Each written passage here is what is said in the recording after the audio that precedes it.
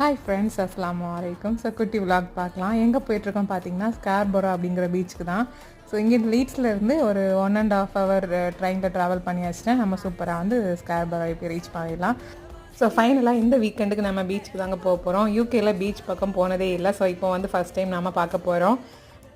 நம்ம கூட சேர்ந்து நீங்களும் சூப்பராக பார்த்து என்ஜாய் பண்ணிக்கோங்க.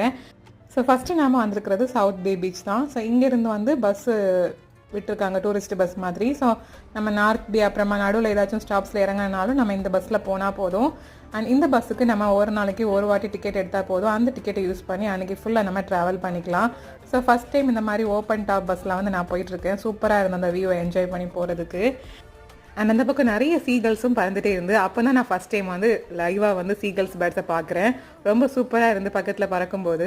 ஸோ காலையிலேருந்து ஈவினிங் வர அன்றைக்கி என்ன ஃபுல் டே நான் விலாக் எடுத்திருந்தேன். அந்த விலாகுக்கான லிங்கை வந்து நான் இந்த வீடியோவில் அட்டாச் பண்ணுறேன். மறக்காமல் இப்படி பாருங்கள்.